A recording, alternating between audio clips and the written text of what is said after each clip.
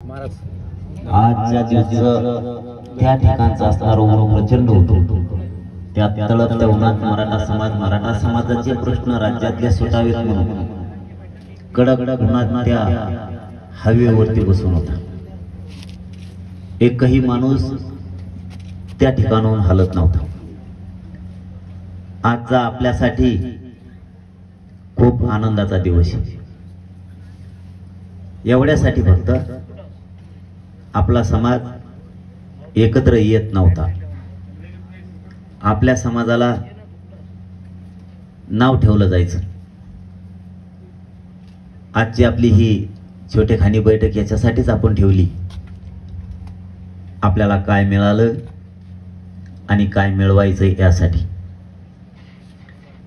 थोडा वेळ ऊन लागन, काही उन्हाच्या बाहेर सुद्धा उभा आहेत, मंडपच्या बाहेर सुद्धा उन्हात उभा आहेत. तुमची सगळ्यांची कदर करून थोडा वेळ आता तुम्हाला तरी ऊन लागणारच आहे. सगळ्यात जास्त काय लागलं ते आज मन मोकळ्याने सांगतो. सगळ्यात जास्त काय वाईट वाटायचं, ज्यावेळेस आपण लहान असायचो त्या टायमाला आपल्या कानावरती शब्द पडायचे, आपल्या समाजाला हिणवलेलं, आपल्या समाजाचा तिरस्कार केलेला.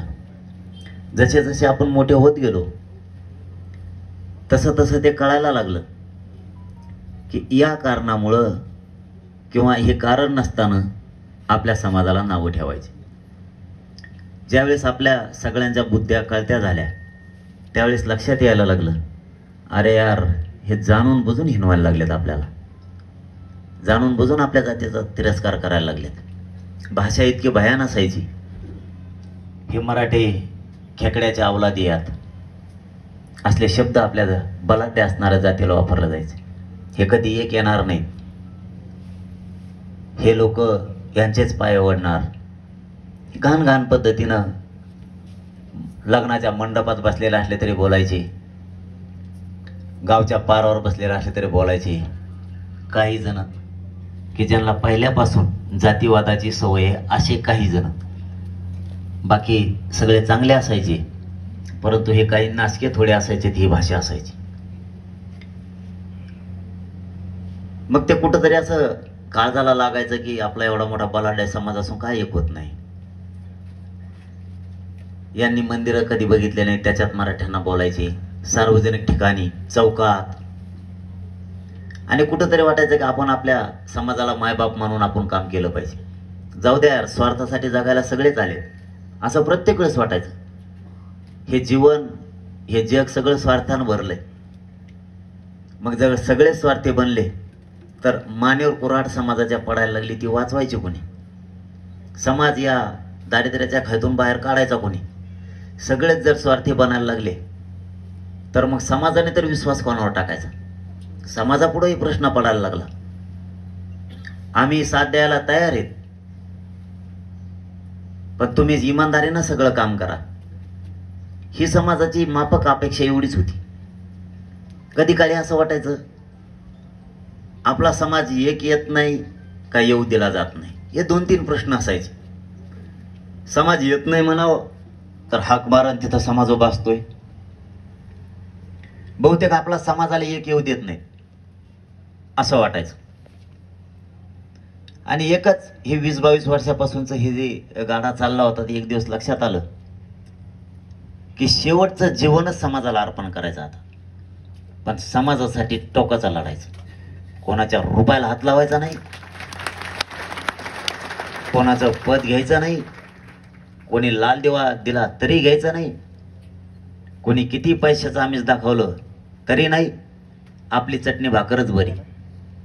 कोणी पाची पकवान देईन म्हणलं तरी नको त्याच्या घरी जेवायला जायचं, कारण त्याच्यात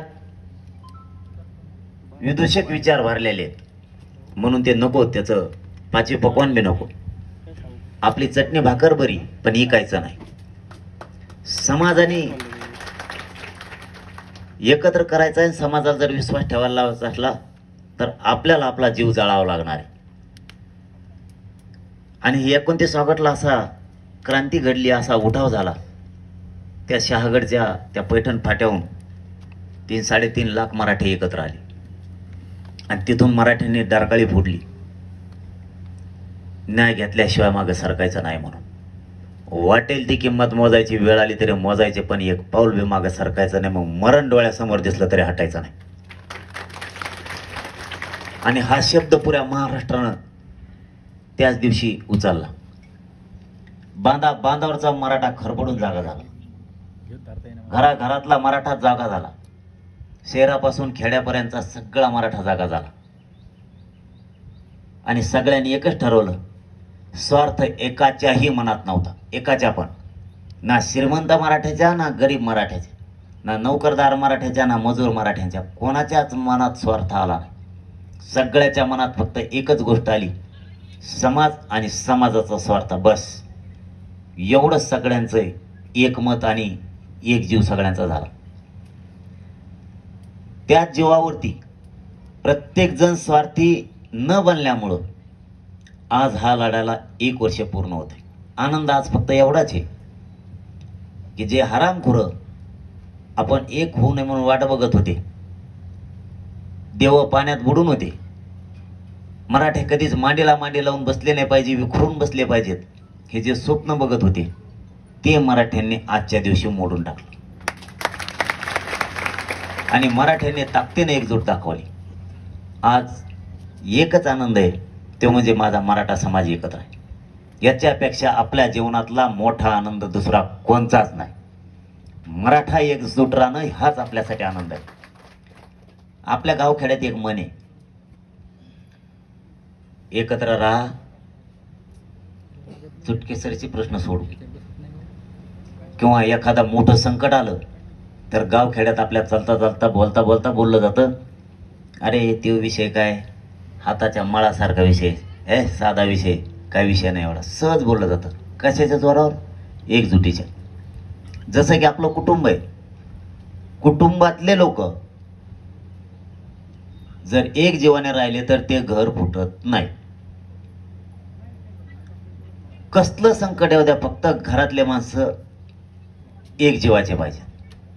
मग ते माणसं 2 असो घरात किंवा 50 असो, फक्त घर फुटून द्यायचं नाही. कसलं संकट येऊ द्या, तुम्हाला हजाराने उदाहरणं आहेत की ते संकट लोकांनी तोडलेले. आपलं एवढंच पण होतं, कसले प्रश्न असू द्या, आधी चॅलेंज हे मराठा एक करणं. मराठे जर एक झाले तर चुटकेसरचे न कसला प्रश्न असू द्या, चालता चालता मराठा सोडू शकतो, चालता चालता. म्हणून मराठा एक करणं हे चॅलेंज होतं. आणि नेमका मराठा एक झाला. त्यातून फायदा काय झाला? प्रत्येकाला वाटायचं मराठ्यांना ओबीसीतून कव्हाच आरक्षण मिळू शकत. खरंय खोटंही? मलाही वाटायचं, तुम्हालाही वाटायचं. कारण विरोधकच इतके होते. आपले पण बाकीचे सोडून द्या रे, ते चालता चालता उडीत होत, माझ्यासारखं चालता चालता उडीत हो म्हणल्यावर तुमच्यासारखे तर चालता चालता घुमून फेकून देते नदीत एखाद्या. आपलेच लय माकड होते. काही करायची वेळ आली, अरे ते करू नको, तुला बेकार असत, मरणाचे घाबरायचे. मला सुद्धा घाबरीत होती, असं करू नको, तसं होतं, सरकारच्या विरोधात पुढे जात असते का, सरकारला बेकार असतं. म्हणलं असू द्या, बेकार असून देत, कसलं असं. मी बघतो सरकार फारकार कोण आहे, काय बेकार फक्कार असतंय. पागल करून टाकलं सगळं सरकार ह्या मराठीने. थोड्याच दिवसात ते आयुर्वेदाचे आरे आणलाय त्यांनी. आता एक त्याच्याकडून गोळ्या घ्यावा लागणार आहेत. जडीबुटीवाला देव छगन भुजबळ, देवेंद्र भाऊ बसले सागर बंगल्यावर. त्या बोनी एक जडीबुटीवाला ठुलाय आता, छगन भुजबळ. ते डोंगरात हिंडत आहे तिकडच्या नाशिकच्या, त्या नुसती जडीबुटी गोळा करतात. त्याच्या हाताला सराटेच लागत येते नाहीत का, सराटे चिमुकाटे, त्याला काय जडीबुटी त्याच्या हाताला लागा नाही एक बी. हे असले त्यांचे वठुले. सरकार पागल केलंय मराठ्यांनी. एकजूट सोपी नाही. आपल्यात सगळ्यात मोठा आनंद आहे, बारीक लेकरांपासून तर वृद्ध माणसापर्यंत पहिल्यांदा आपला मराठा समाज एकत्र आलाय. मायबाप हो, ह्यो आपल्यासाठी लय मोठा आनंदाचा दिवस. प्रश्न सुटतील, एक बी राहणार नाही. मी आहे ना, तुम्हाला सांगतो, आपल्याला मत होते ओबीसीतून आरक्षणच मिळू शकत नाही. 57 लाख ह्या नोंदी निघालेल्या सरकारनं लिहून दिलंय. 5-5च धरा, 50ला 5 निघून किती झाले? 2.5 कोटी. तरी आपण 1.5 धरू, वरचे गाळून टाका 1 कोटी. 1.5 कोटी मराठा समाज आज आपला आरक्षणात गेलाय.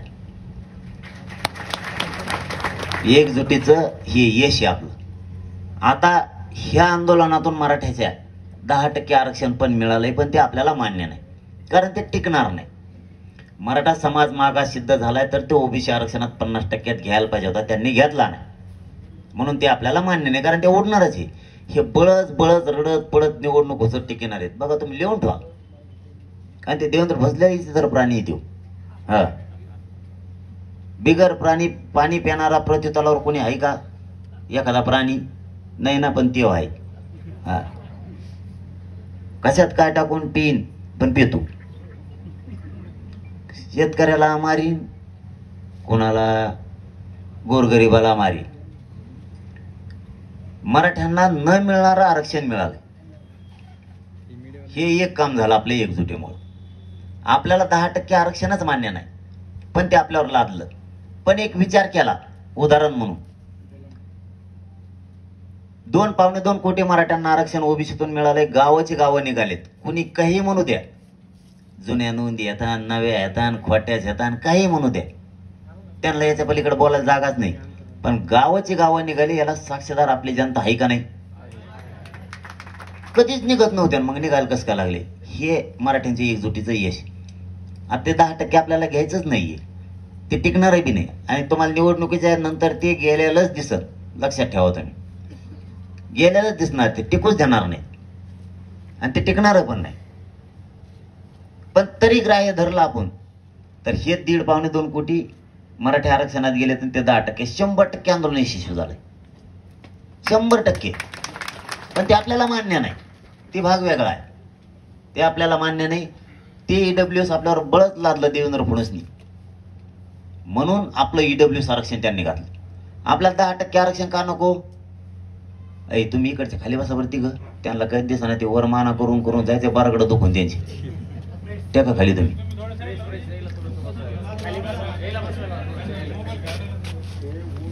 आपल्याला दुसरं काय मान्य नाही की ते टिकणार नाही. आणि दुसरी गोष्ट, ते आरक्षण फक्त राज्यापुरतं आहे, ते केंद्रापर्यंत नाहीये, म्हणून ते आपल्याला मान्य नाही.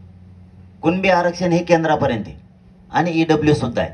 यांनी ईडब्ल्यूएस रद्द करायला नको होतं, जाणून बुजून केलं. देवेंद्र फडणवीसने आपला तिहेरी तोटा केलाय. पहिला, कुणबी प्रमाणपत्र निघाले, व्हॅलिडिटी मुद्दाम दिल्या नाही. बघा बर का, मुद्दाम व्हॅलिडिटी दिल्या नाहीत.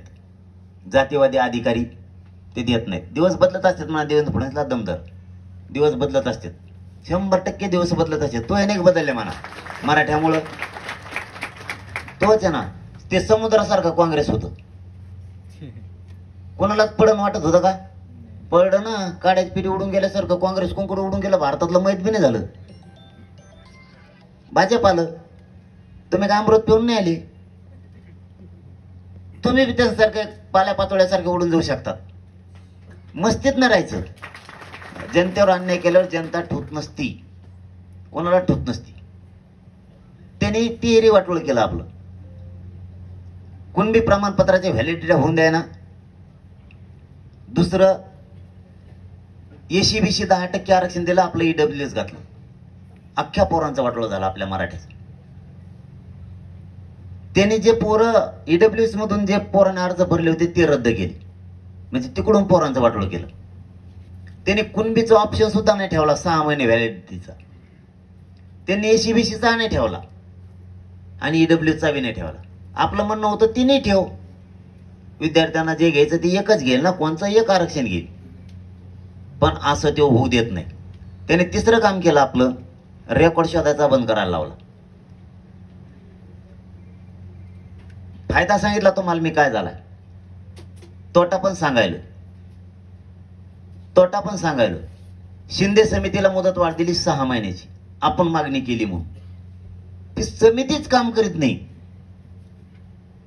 तुम्ही समजा वावर वाटून दिले 1 एकर, पण ताबा सोडिनात ना. इतकी भयान परिस्थिती ह्या देवेंद्र फडणवीसने केली. त्याला वाटतं लोक येडे आहेत, लोकांना काही कळत नाही, निशान आहे, त्याला असं वाटतंय. तू जर बोलायला लागला ना म्हणा बांधावरच्या आमच्या एखाद्या मराठ्यास येऊन बोल, तुला एक शब्द बोलून देणार नाही. तू ये तुला किती एक बघ तेव कसा बोल. स्वतःलाच त्यानं समजित आहे, स्वतःचीच पाठ थोपटून घेते. ते 10-12 डबडे धरलेत मराठ्याचे आमदार हाताखाली, ते भांगार ते भोवती हिंडत आहेत. त्याला वाटतं हेच एका कोण आपलं दैवत सगळं, माझं सगळं ऐश्वर्य हेच त्याला वाटतंय. ते सगळे मागच्या दारातून आलेले, मैदानात निवडून आलेले मराठ्यामुळेच आलेले आहेत आणि त्याला तेच ऐश्वर्य वाटतंय. त्याने तोटा केला. शिंदे समिती काम करेना. 1 महिना झाला मुदत वाढ दिली शिंदे समितीला. शिंदे समिती रेकॉर्ड तपासित नाही. कसं जगायचं मराठ्यांनी, कसं काम करायचं मराठ्यांनी. दुसरं, तुम्ही सांगितलं होतं सगळ्या सोयरीची अंमलबजावणी करतो, केली का? बर, सगळे सोयरे कशाला आणले? आमची मागणी काय 29 ऑगस्टची 2023ची सरसकट मराठ्यांना कुणबी प्रमाणपत्र राज्यात द्यायचे. ती गिरीश महाजन आलं ते 15 रुपयाचं बेल्ट, इंद्र ते कुंकुण आलं, कुंकुण नाही माझ्या गळ्यात पडलं ती.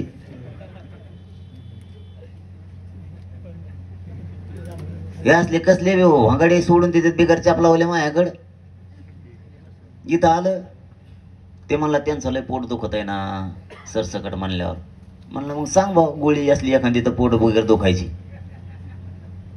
तर बघ ते जेच घेऊन आलं माझ्याकडं, लय मोठे जेच घेऊन आलं, लय मोठे हे घेऊन आलं. म्हणले सगळ्या सोयऱ्याच्या अंमलबजावणी ज्या मराठ्यांच्या नोंद सापडली त्या नोंदीच्या आधारावर त्याच्या सगळ्या सोयऱ्याला देऊ. आता काय म्हणतात, ते टिकत नाही, ते कायद्यात बसत नाही. कायद्यात बसत नाही तुम्ही अधिसूचना कसं काय काढली? काढणार सरकार. ज्या दिवशी तुम्ही अधिसूचना काढली त्या दिवशी विधानसभा अस्तित्वात होती, कायदे मंडळ त्या दिवशी अस्तित्वात होतं. राज्यपालच्या सहीनं तुम्ही ती अधिसूचना काढली कस का? राज्यपालला कळत नव्हतं का? त्या सगळ्या सचिवांना कळत नव्हतं का? हे मंत्री इकडे मोगम झाले समजा, बिड्या उडून झालेले मंत्री यांचं सोडून द्या समजा. अधिकारी तर आहेच दर्जाचे आहेत ना, न्यायाधीश आहेत. तुम्ही अधिसूचना कसं काय काढली मग? ते टिकत नाही तर त्या टायमालाच काढायची नाही. तुम्ही 2012च्या कायद्यात दुरुस्ती करायसाठी, म्हणजे 2012च्या कायद्यानं ओबीसीला आरक्षण दिलंय, द्यायची होते म्हणून अधिसूचना काढली, हरकती बी मागितल्या. आता तुम्ही म्हणता ते टिकत नाही. तुम्ही दिलंच नाही तर टिकायची विषयच कुठे? हे एक मला कळलं आणखी. समजा दिल्यावर विषय ना टिकायचं नाही टिकायचं. आणि मराठ्याला तुम्हाला खरं सांगू का, किती चांगलं दिलं तरी टिकूनच देत नाहीत. काही बी असू द्या तुम्ही. 16% आरक्षण दिलं राणे समितीनं, उडीलं. 13% दिलं गायकवाड समितीनं, कमिशननं, ते उडीलं. किती चांगलं. आता 10% दिलंय, ते उडीलं. आपली संख्या कमी होती बघा, लोकांची वाढ होती ना आपली कमी होती. म्हणजे आपल्याला 16ला 14ला आरक्षण दिलं तर 16%, बरोबर ना? तेव्हा लोकसंख्या 16% दिलं म्हणलं किती टक्के होती? 32%. म्हणजे 32 माणसं होते थोडक्यात आपले. नंतर आता 19च्या आसपास आरक्षण दिलं होतं ते 13%. हा 13% आरक्षण दिलं होतं. म्हणजे याचा अर्थ लोकसंख्या 26%, म्हणजे 26 माणसं. 32चे 4 कमी झाले आपले, 26 आले. आता 2024ला 10%, म्हणजे 20 माणसं झाली. म्हणजे 12 माणसं कमी झाली एकूण. आपली संख्या वाढती का कमी होती? त्याला देवेंद्र फडणवीस गणेशशास्त्रज्ञ आणला कोण बा? छगन भुजबळ. कोण आहे गणेशशास्त्रज्ञ असा? माणसं वाढतात का कमी होतात? लोकांची संख्या वाढते ना आमची मराठ्याची कमी होती. किती भयानक परिस्थिती आहे. यांना काही करून फक्त मराठा पुढे जाऊ द्यायचा नाही. तुम्हाला किती चांगला देव द्या, ते टिकूच देणार नाही, काही पण असू द्या. मराठ्यांचं फक्त वाटोळं आणि वाटोळच करायला लोक निघाले. यांनी ते आरक्षण घातलं, हे 10% पण जाणार आहे. मग तुम्ही अधिसूचना काढली, सगळ्या स्वारीची अंमलबजावणी दिली का? नाही दिली. ते पुढं बघू ना, पुढं काय होईल काय नाही होईल. आमची मागणी त्याच वेळेस होती 83 क्रमांकानुसार. म्हणजे 4 शब्द त्या मुख्यमंत्री साहेबाचे त्या ओएसडीनं लिहून घेतलेले त्या चिवट्याने, लावालाव्या चिवट्या. त्यांनी लय लावालाव्या केल्यात. त्यांनी बलिदान गेलेल्या कुटुंबाचे पैसे रोखून धरलेत. इतका जातीवादी येतो. त्याला वाटतं मी मुख्यमंत्रीच झालो मुख्यमंत्र्याकडे म्हणून. सरकार बदलत असतं म्हणा, तुम्ही आमच्या कचाट्यात येशील. आम्हाला माहिती आहे कोण काय काय करतं, आमचे लोक काय फोडितो, त्यांना साथ काय देतो, त्यांना संरक्षण काय पुरवितो, त्यांना सभा पत्रकार परिषदा काय घ्यायला लावतो, नाटकं करतो. बोलत वेळ आल्यावर म्हणा तोयावर बी. चांगल्या चांगल्याचे हिशोब करणारा हे मराठा. तुला लय मानत होता मराठा समाज. हो, तुला लय जवळ धरलं होतं, तुला आमच्या ताटात जीव घातलेला आहे आम्ही इथं. हो, तू बलिदान, आमच्या सगळ्यात मोठं पाप तो केलं. आमच्या बलिदान गेलेल्या कुटुंबात उघड्यावर पडले, त्यांचे पैसे रोखून धरले. काय करशील तू? रोखून धरशील. बदल होईल, बदला पण होईल. सुट्टी नाही, सुट्टी नाही. आपल्या मायापाशी सुट्टी नसते. मी एखाद्या माणसाच्या मागा लागलो ना, काय मागा लागतो. ते 4 शब्द लिहून दिलेले आहेत आपण त्याच वेळेस. 83 क्रमांकाला कुणबी आहे. कुणबी आणि मराठा एकच आहे. 2004 ला जी आर काढला सुशील कुमार शिंदे सरकारनं, ते दुरुस्त करा म्हणणं आहे आमचं. मराठा आणि कुणबी एकच आहे.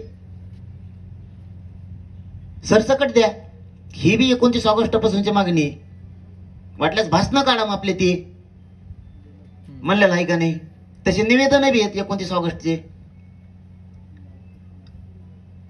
आणि सगळ्या स्वाऱ्याचं पण टिकतं ना, काही अडचण नाही टिकायला. कारण तसं कारण दिलेलं आहे. आपण प्रत्येक वेळेस काय शब्द वापरतो हे मराठ्यांनी प्रत्येक वेळेस लक्षात ठेवत जा.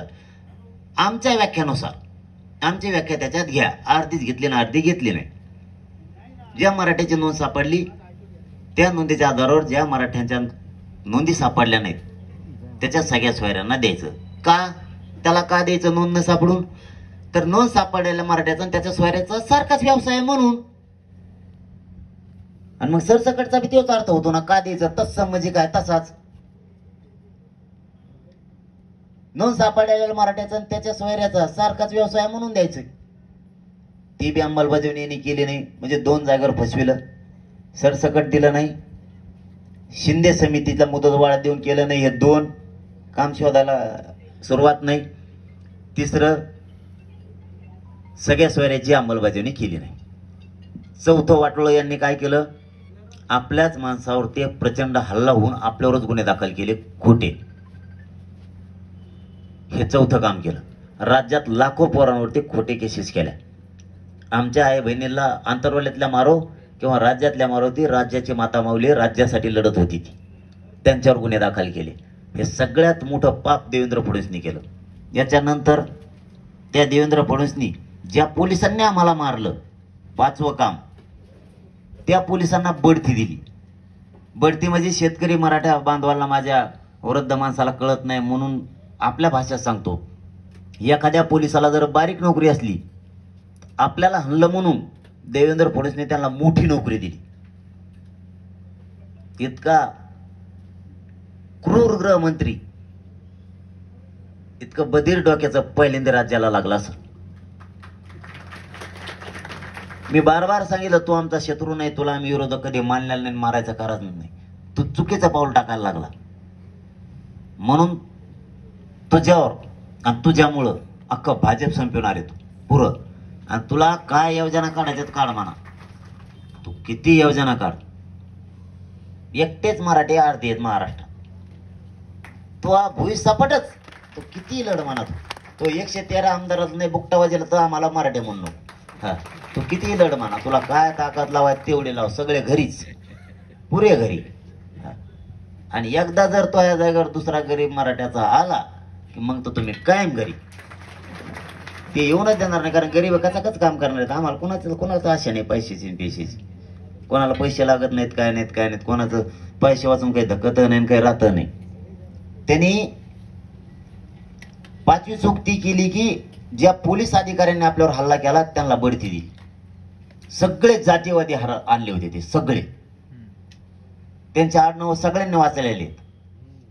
ते असं मारत होते की 15-20 वर्षापूर्वीची किंवा 15-20 पिढ्यापूर्वीची जुनी खानदानी दुश्मनी अशी वागत हाणत होती. लाठीचार्ज होतो, पण कसा होतो? पायावर हाण, कुठं पाठीत हाण. काही काही पोलिस बिताडावरच हाणतेत माणसं पळून जायसाठी. काही काही लिंबाच्या खोडाला हाणते, नाही तर काही काही मोटरसायकलच्या शिटावर हाणते जोरात. वाजलं पाहिजे म्हणजे हाणल्यासारखं पळायला पाहिजेत. हे असं मारत होते. एखाद्या काळी कधी एकामेकाच्या खुणं केलेले आहेत, ती दुश्मनी आत्ता घ्यायची अशी असं मारत होते दोन्ही दोन्ही हाताने. बंदुकीच्या दस्त्यानं, इटानं, रक्ताच्या धारवळ्यात पडलेल्याच्या मुंडक्यावर पाय देऊन वरून दगडाने हाणणं. इतकं नीच वृत्तीचं काम या देवेंद्र फडणवीसने केलेलं आहे. आमच्या काही काही या गावच्या माता मावल्यांना चालता सुद्धा येत नाही. इतका मार पडलेला आहे. ते बदला सोडणार नाही मी. देवेंद्र फडणवीसला झोपिल्याशिवाय मी ते रक्ताचा बदला घेतल्याशिवाय मी गप नाही बसणार. मला काय नाही या दुनियात. या महाराष्ट्रातला मराठा समाजच माझा परिवार आणि कुटुंब आहे. मला काय नाही दुसरं. मी जिथं जिथं मराठ्यावर अन्याय झाला यांना सोडणारच नाही. काय ताकद लावायचं लावा मनातून. आणि मला वाटतं मी काय वाईट करत नाही. माझ्या समाजावर झालेला अन्यायाचा मी बदला घेतोय. मी काय वाईट करत नाही. याने इतके डावं टाकलेत, त्यांना बढती देऊन बसला. ती दिली, ठीक आहे, बदल होत असतो. दिवसा सगळ्यांचे येतात, हिशोब सगळ्याचा होणार. किती वाढते आधी सगळ्याचा हिशोब होणार आहे. यांनी 6वी चूक केली, मायावर यासाठी नेमली. माया जो खडकुजे बी नाही, महीच पंचायती. मीच कसा कसा काय करतो मग मला माहिती. आणि तू तपशी तू काय मग? माझ्या जो 8 आणा नाही, किती बाऱ्या खिशी उलटी केली. माया खिशात कपडे तुझ्याने कवाच हात घालीत नाही कुणीच. कारण काही काही लोक म्हणतात ना बाबा आंघोळ केल्यावर कपड्याचा हात खिशात हात घालून बघा पैसे भिजत येत. 1 वर्ष झालं माया कोणी खिशात हात घातलाच नाही. त्यांना माहिती येतात काही नाहीच. उलट टाकत वाया जायचं काम आहे बा. माया 4-5 गोष्टी वाया वाटत नाही जात. माया एक माया खिशाला कोणी हात लावित नाही. दुसरं चोर मायाकडे येत नाही, काहीच नाही. मला एकही डास चावत नाही. ती इकडे येऊन करील काय? फुकट टाइम जाणे त्या डासाचा. किती चाव, रक्त लागाना ना हाडूक लागाना. त्यामुळे मायाकडे एक्स्ट्रा टाइम सध्या कुणीच घालीत नाही. आणि देवेंद्र फडणवीसने माया मग यासाठी ठेवली. बघा किती शहाणा माणूस मान लागण याला. काय त्याला काय मी म्हणतो कसं कमून बिघाडून झालंय ते काय ते खऱ्यानेच पागल होईन बा. मा म्हणणं आहे बा देवेंद्र फडणवीस साहेब तुमचं साहेब म्हणलं बरं का मी आता. देवेंद्र फडणवीस साहेब आमचं तुमचं काही दुश्मनी नाही. तुम्ही आमचे विरोधक बी नाही. खरंच माया नादा पागल होता बरं का तुम्ही. तुम्ही आपलं देऊन टाका. आम्हाला चांगला देवेंद्र फडणवीस बघायचा बा. चांगला जशाल तसा पाहिला होता तसा डेरी भरी सगळं टापटीप सगळं असं. आम्हाला वाटत नाही बाबा असं वेगळंच व्हावा. एका हातात पिशी, एका हातात फाडल्याचे आपला केळाचे सालपटे सगळे गोळा कर. आम्हाला वाटतं बाबा असा आम्हाला तो बघायचा नाही. चांगला चुंगला माणूस आहे आम्हाला असं वाटतं. पण ते उगच राव मराठीच मागं लागले, धनगराच्या मागं लागले, शेतकऱ्याच्या मागं लागले. अरे बाबा तू राजा आहे, तू राजा आहे, तुला दया असली पाहिजे. तू राजा आहे, तुला आक्रोश कळाला पाहिजे, लोकांची भावना कळाली पाहिजे, लोकांचे किती गंभीर प्रश्न आहेत हे कळाले पाहिजे. लोक काय म्हणतात. अरे बाबा चालता धनगराचं आरक्षण आंदोलन मोडीलं वयाने चालता चालता असं आंदोलन उठलं होतं. ते आपण सगळे साक्षीदार आहेत त्याचे. ते काय धनगर आपल्या कोणी यावं म्हणून नाही म्हणत. आम्ही लढायला खंबीर आहेत आमचे. आम्हाला असताय त्या गोरगरिबांची आमचे ते लहान भाऊ आहेत म्हणून बोलतो. उगाच काही अर्थ काढीत जाऊ नका की आमकच तमकच. आम्ही तुमच्या आरक्षणाला धक्का लागत नाही आमच्यामुळं म्हणून बोलतो. आम्ही आम्हाला वाटतं तुम्हाला एसटीतून आरक्षण मिळावं म्हणून बोलतो. उगाच अर्थ काढायचं नाही काही बी. आम्ही बी लय खंबीर आहेत. आमच्या कोणी यावं म्हणून नाही. पण सत्य बोललं पाहिजे माणसाने. धनगरावर अन्याय झाला हे सत्य बोलतो मी, सत्य बोलतोय. आणि अन्यायच झालाय. चालता चालता अरे असला उठाव झाला होता तो. असं वाटायचं 10-15 मिनिटं आहे ना. असं वाटत होतं एवढा उठाव कोणीच करू शकणार नाही. सध्या पुरं राज्य देश हादरून गेलता. असं आंदोलन सुरू झालं. धनगरांना एसटीतून आरक्षणच मिळणार ह्या ठेप्याला येऊन थांबलं होतं. काय डाव टाकला त्या पंचट मोचकनी. कुंकुण आलं कुंकुण नाही. देवेंद्र फडणवीसने त्या पंचट मोचकला पाठवलं. ते पंचट मोचक कोणातच जातो. अण्णा हजारे तर पंचट मोचकच घालता. हा इथं ते पंचट मोचकच आलता. तेच येतंय मागून खिसावर झालेला ते सुद्धा खाली लुटीत नाही. उकडं चलत इन करत आणि शर्ट मागून सुटल्याला काय ती इन कस काय करतो वाटतो आता रनिंग केलं. त्यांनी ते धनगरांचं आरक्षण मोडून टाकलं. देवेंद्र फडणवीस चालता चालता धनगराचं वाटोळ केलं. पहिल्या कॅबिनेट मध्ये देतो म्हणला होता. इतका गोड बोलला होता ते पंचट मोचक. देवेंद्र भवानी चालता चालता अंगारा फेकला. असं लिंबू देतो देव शपथ. इतकं बेकार लिंबू आहे त्याचं. माझ्याकडे आलता 5-6 आमदार आलते त्याचे. ते गेले सागर बंगल्यावर. काय होतं तिथं गेल्यावर काय नाही. मग घरीच नाही आले. तो लिंबून अंगारा देतो देवेंद्र भाऊ तिथं. तिकडच गुण सगळे. एक माघार नाही आला. आणि बंगल्याहून खाली आलं की 100% खाली आलं की सांडासच लागत. कोणचा आमदार असून दे हा गुटच लागली म्हणतो. दुसरं काही म्हणतच नाही. मग काय गळ लिंबू पाहिजे तू त्यांना वर नेऊ का काय खाऊ घाली तू कोणाला माहित. असला गृहमंत्री का आम्ही बघितलंच नाही बा. धनगरांचं चालता चालता लेकरांचं आयुष्याचं कल्याण झालं असतं. त्यांच्या एसटी आरक्षणात जर धनगर गेला असता ना प्रचंड सुविधा होत्या. प्रचंड अधिकारी झाले असते धनगरांचे. खूप मोडून टाकलं. मराठ्याचं आंदोलन मोडून टाकलं. एवढा क्रांती मोर्चा भारी चालला होता. ह्या समन्वय घाल त्याच्या अंगावर घाल त्याला त्याच्या अंगावर घाल.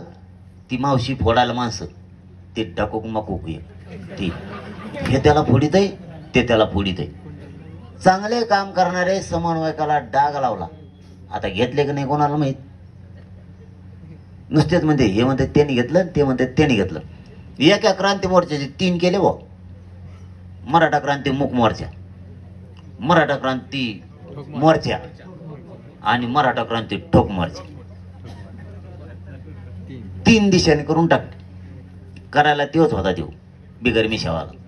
ते कामं धामाचं ते बघा. शाळा चांगले पुट्टे काम करीत होते मराठ्याचे.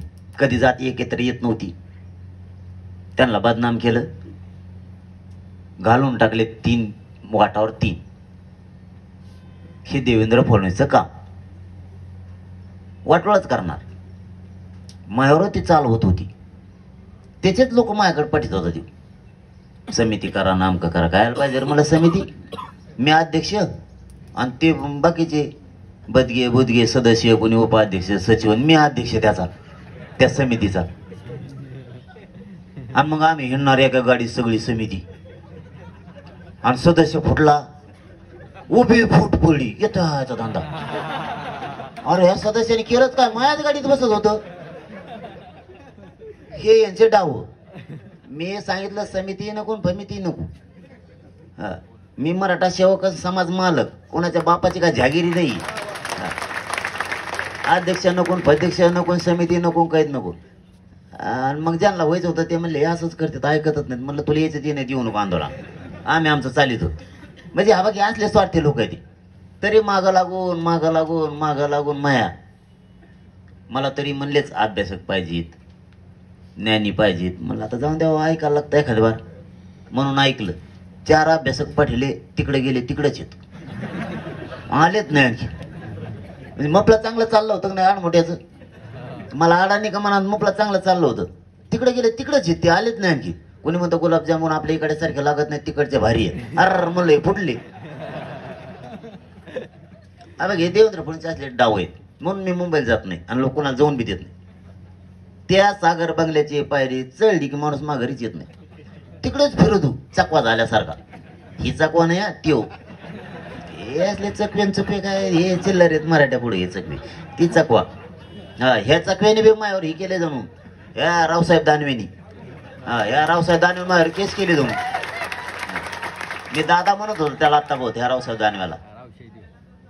मी त्याला दादा म्हणतो, हमेशा आदर करतो, पण त्यांनी त्या PSI म्हणला जाऊन आमच्या कार्यकर्त्याजवळ SP ते की रावसाहेब दानवेन करायला लावली. कवाची मार्च मध्ये कवा आम्ही कार्यक्रम घेतला होता तवाची केस माझ्यावर आत्ता करायला लावली.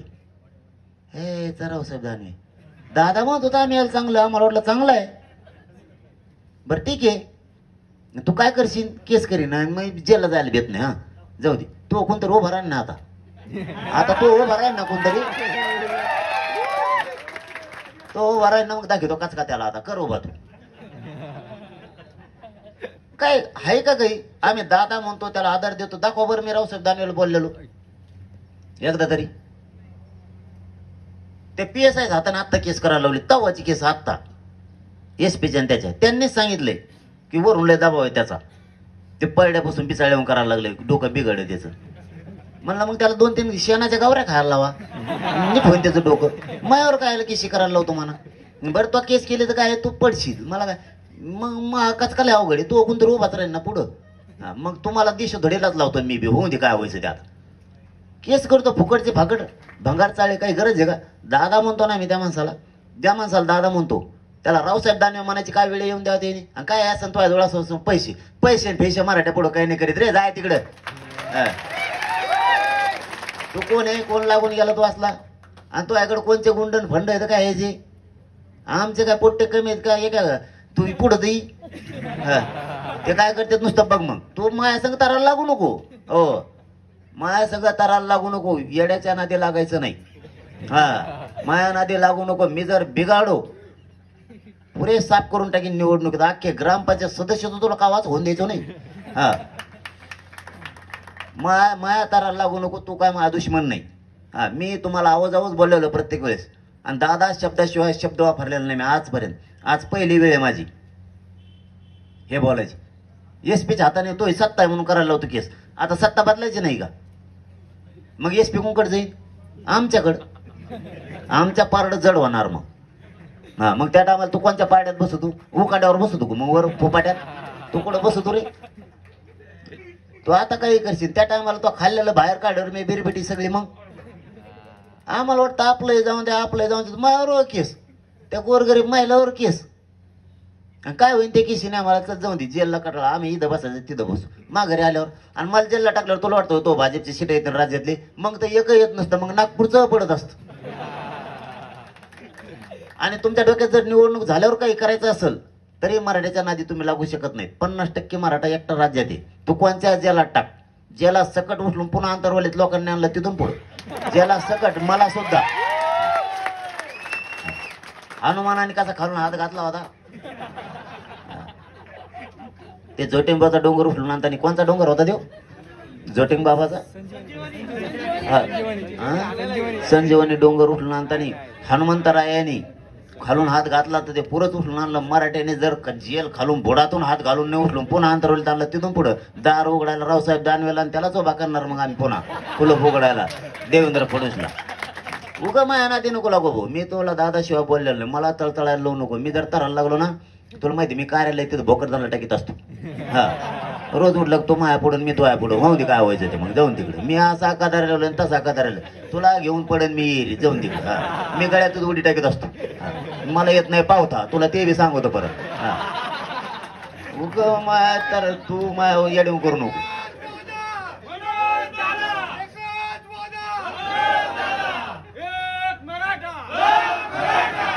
उगाच काय का नाही खवळून घ्यायचं काम आहे. मी आपलं काय आहे का? मी काय त्याला पाडा बी म्हणलो का एखाद्या बार तिकडं? मी पाडा म्हणलो असतो तुम्हाला सांगतो आणखीन 3 लाखाने पाडा असता देऊ. शपथ सांगतो तुम्हाला मी. मी म्हणलं नाही आता माझ्यावर केसच केले ना त्यांनी. त्याचा SP तेच सांगतोय ना. त्याचा पोलेसन ते आता कोणतरी त्याचं उभा राहीनच ना. त्याच्यात किती डेअरिंग आहे मला बी बघायचं. आता तू कर डेअरिंग आमच्या लोकांना मग सांगतो तुला करतो डेअरिंग आता कशी करतो. मी म्हणतो आपलं हे चालू असतं गाव लेवलवर बघ त्यांचे कार्यकर्ते आपल्या कार्यकर्त्यांशी दे आपल्याने त्यांना दे हे चालू असतं. त्याचं काय असतं एवढं? तो महिलावर केस करतो. मग आधी सोडून मायावर करी तो महिलावर केस केली ती त्याविषयी कवाची कार्यक्रम घेतलेली सभा घ्यायचा नाही का आम्ही? सभा घेतलेली केस महिलावर केली. मायावर करी ना 10-15 जास्त कर, काय हरकत नाही. आता माव केलं मला कतारलेला असा बिन तसं.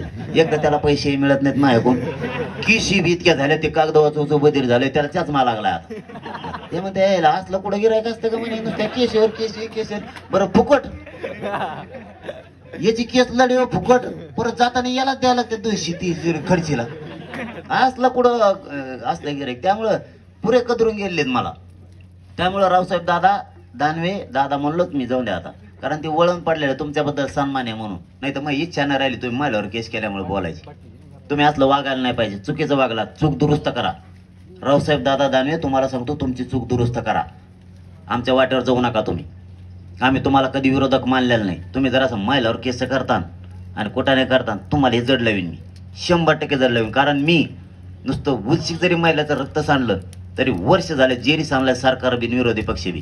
तुम्हाला जेरी सांगायला वेळ बी लागणार. तुम्हाला असं वाटेल आपल्याकडं काहीच गुंड नाही आहेत, इतके शेतकऱ्याचे पोर आपल्यापेक्षा निभार आहेत. तुमच्या गुंडाचं एका बुक्कीत दातड पाडते मराठी शेतकऱ्याचे पोर एका बुक्कीत. कारण आम्ही काय बांधावर बसल्या बी चालता चालता काय काय करतो तुम्हाला चांगलं माहिती. आवताच्या पासाचं वसन जर निघालं नाही तर आम्ही हाताने काढणारे लोक आहेत. इतकी चित्र लोक, येळा लागत नाही, खुरपा लागत नाही आम्हाला. तो येतं काय ते गुंडन भंड ते 2-4 पुलाचे कामं घेते, इकडून तिकडून करते, येडेवाकडे इकडे तिकडे पोतडे उठली देत. तो एक गाडीचं दार 2-3 बाऱ्या उघडीत असते, दुसरं काय करते म्हणून ते गेले. त्यांच्यात काय असतं, आमच्यात लय निभार आहेत. तुम्ही लांबू नका, ह्यो विषय लांबू नका. तुम्हाला प्रामाणिक सांगतो, हे विषय तुम्ही लांबू नका. ही परिस्थिती देवेंद्र फडणवीसने विनाकारण केली.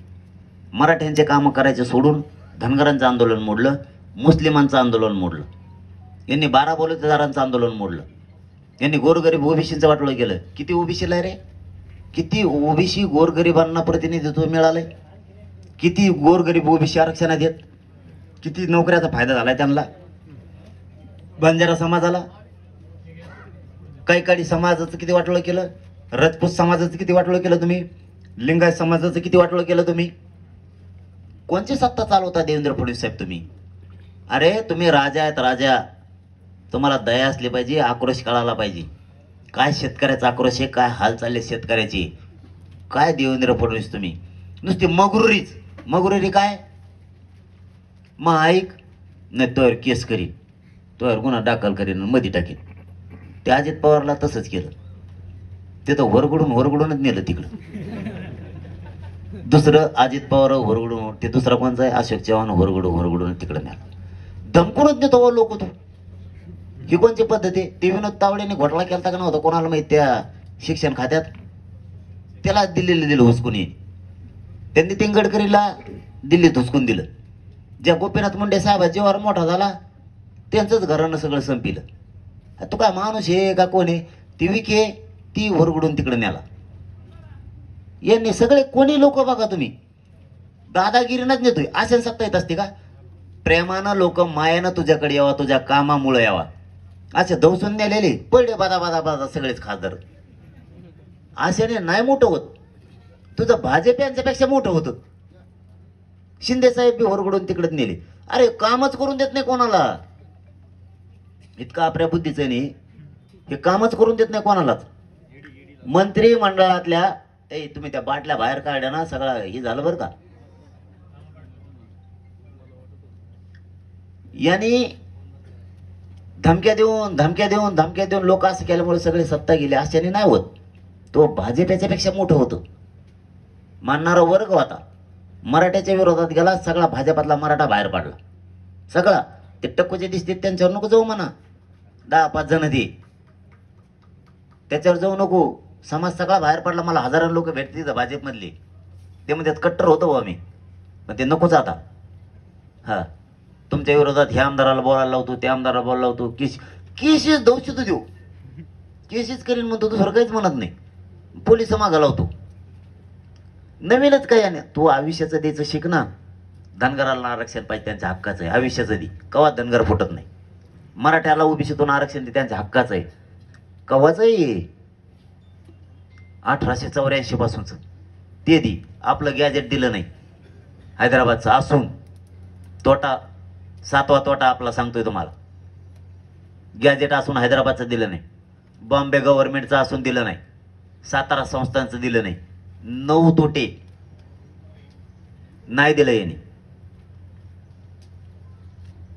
इतका मगरूर आणि मस्तीखोर माणूस येऊ सत्तेचा की नाही मिळून दिलं. एकाही मंत्र्याला काम करून देत नाही तो. आपल्या केसेस मागं घेतले नाही एक सुद्धा, उलट वाढविल्या. 10वा तोटा केला त्यांनी. याच्यासारखा माणूस कुठंच होणार नाही. याला फक्त सत्ता पाहिजे आणि फोडून. आता निवडून येऊन दाखवा बरं. तू आयुष्याचं दे ना बाबा. त्या मुसलमानाला तसं त्यांचं आरक्षण घातलं ओबीसीत असून. त्या काहीकडे समाजाचं वाटोळं केलं, महादेव कुळीचं वाटोळं केलं. काल परवा बेलदाराचं शिष्टमंडळ आलं माझ्याकडे, त्यांचा कार्यक्रम करून टाकला. लिंगायत समाजाचं वाटोळं केलं, बंजारा समाजाचं केलं, मातंगांचंही केलं. तू संभळतोच नेमकं कोणाला? 18 पगड जातीचं वाटोळं करून टाकलं. तू करतो काय? एक बी भिल्लाचं पारद्याचं शिकायला नाहीये, फक्त मतदानाला धरून आणतात त्यांना. त्यांचे लेकर गाव मोठे करतो. तू करतो काय आणि देतो काय माहितीये का? लाडकी बहिणीला 1500 रुपये. लाडक्या बहिणीला 1500 दिले. भाच्याचं काय करायचं? त्याला आरक्षण पाहिजे, त्याचं काय करतो? भाच्याचं बघा लागल ना.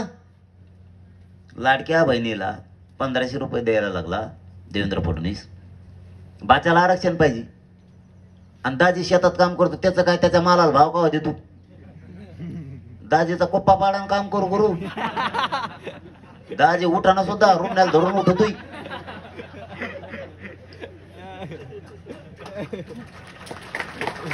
त्याचं काय? त्याच्या मालाला का भाव देतो? कर्जाने बेजार झालाय दाजी.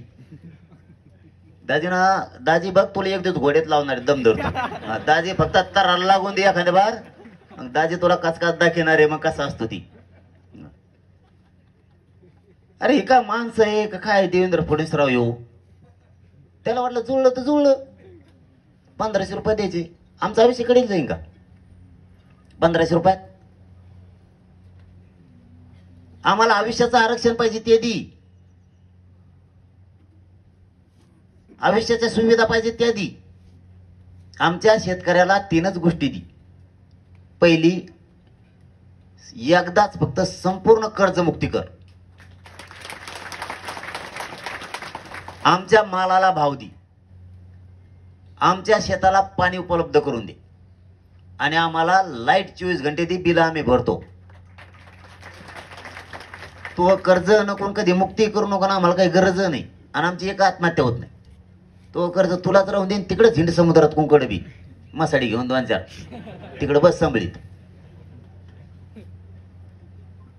हे कामच उलट करतय. हे नाही देणार. हा, हे शेतकरी मोठा होईल ना. हे नाही करणार. ते शेतकरी मोठा होईल. आरक्षण दिल्यावर मराठा मोठा होईल. धनगराला आरक्षण दिल्यावर धनगर मोठा होईल. हे नाही द्यायचं त्याला. हे नको त्याला. चिल्लर वाटेणार तेव्हा. आता 1500. आता भाचा बितारा लागले ते म्हणतो आरक्षण दे.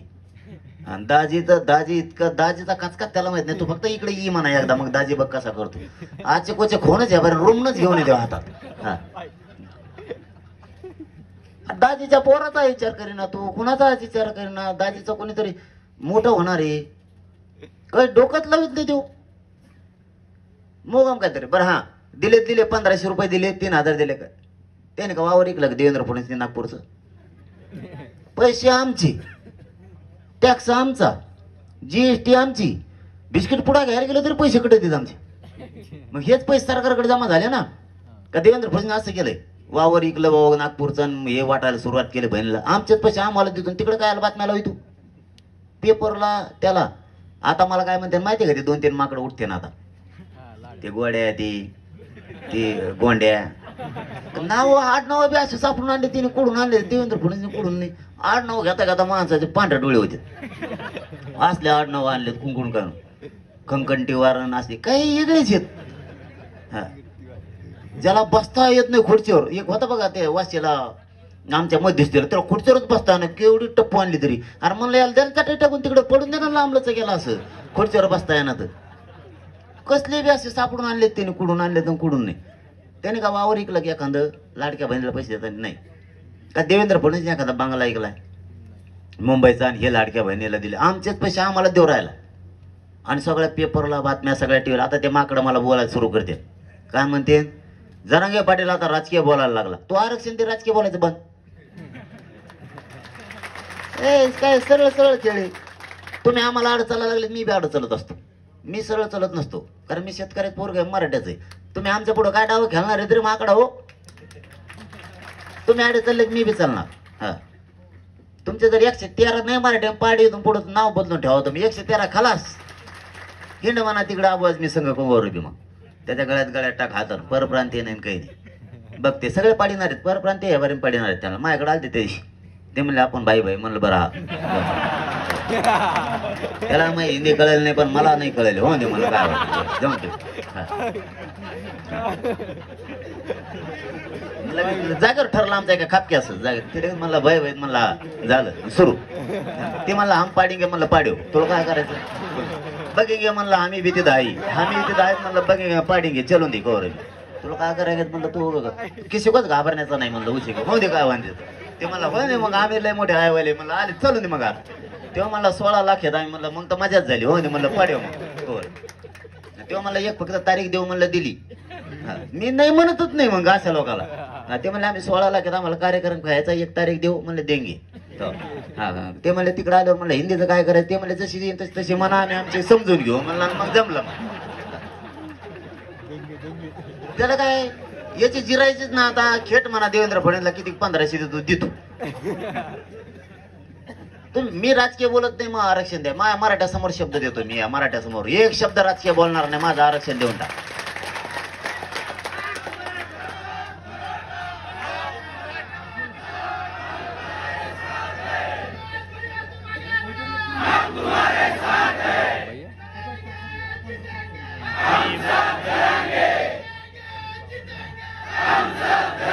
पण यांनी नाही दिलं तर मग काय विलाज आहे. मग काय चूक आहे. काय चुकीचं करतोय मी. मग हे देणार नसला तर मी काय करू. आता देख 84 लाख कुटुंब आहेत लोक. तेच आलेत नाव नाही सांगत. तिकडे लगेच ते हळूच फोन लावतात त्यांना. त्याच्यामुळे ते म्हणले आम्ही तुमच्याकडून. म्हणलं बरं झालं जाऊ तिथे होतेच. म्हणलं ह्या बरं ना आता काय व्हायचं ती. मग नंतर आले शहीद कुटुंब. त्यांचे 16 लाख कुटुंब आहेत. नाही ना मला वाटतं त्यांचे 12 लाख काहीतरी कुटुंब आहेत. आपल्या यादीची आपलं काय नाही. मीडियाने एखादं बरं माहिती मी खपकून देत असतो. आणि त्याचे बिल्ले नाही ते रच्ची येतात मीडिया गेल्यावर माझ्याकडे. नको सांगू म्हणा. हा ते रच्ची मीडिया गेले की इतका बेकार लोक असतात राहू. हे राजकारणी लोकांना बेकार. मीडिया लय वाट बघत यायची कवा शिकतोय कवा शिकतो. हे त्यांच्या पुढचे ते म्हणतात येणार आहे आम्हाला सूत्रांनी कळवली. सूत्र एक मला मिळत लागा ना काय आहे. ते म्हणले सूत्रा कोण कळालंय. मला नाही कळालं आणखी. ते म्हणले कळालंय आम्ही इथंच. ते बी लिंबा खाली बसत इतके झाले त्या सरपंचाचे. पण ते यांच्या हुशार आहेत. ते काहीतरी इथं ठुलेलं आहे बहुतेक. हे गेले की 2 मिनिटं लागून देत ना. लगेच दारात घुसतो डायरेक्ट आत. देवेंद्र फडणवीस कितीतरी लोक रातभर भेटत आहेत मला. ते बी याला उलट पालट टाकणार आहेत. लढ म्हणा तू काय 1500 वाटी तू रे. आता ती डावांना चुकीचा. आता दुसरं काय करणार ते माहितीये का. आता आली दिवाळी. आनंदाचा शिरा. आता येणार आहे आनंदाचा शिरा. बघा देवेंद्र फडणवीसचं डोकं नुसतं तात्पुरतं खुश करायचं. ती डाळ सगळी भुंग्याने खाल्लेली. तिला किती भिजायला टाका तुम्ही. 15 दिवसांनी मावशीने हात घातला तरी जशा तशीच डाळ बाहेर येते. भिजतच नाही. बघा ते देवेंद्र फडणवीस. आणि ते डुकरं खात नाहीत ते गहू लाल जरत. काही करा तुम्ही. आणि ती एक तेलाचा पुडा वाकडा तिकडा झालेला तो असा. आणि त्याच्यात पांढरं तेल. आपल्या बी मायला इतका डोक्याबाजी आहेत. त्या काय करतात त्या पुडा फोडी त्यात आणि कढईत टाकी द्या. सगळं सरपंच संपत. पण ते काय पिवळं होत नाही. ते पांढऱ्याला पांढरं करत आहे. मग काय त्याच्या देवेंद्र फडणवीस वंगण टाकलंय का काय केलंय. काय नादी ताण तुम्ही राव लोकाला. किती येड्यात काढणार आहेत. आज त्या तांदूळावर आमचे तेवढं तर बांधावर पडलेले आमच्या शेतकऱ्याच्या मराठी.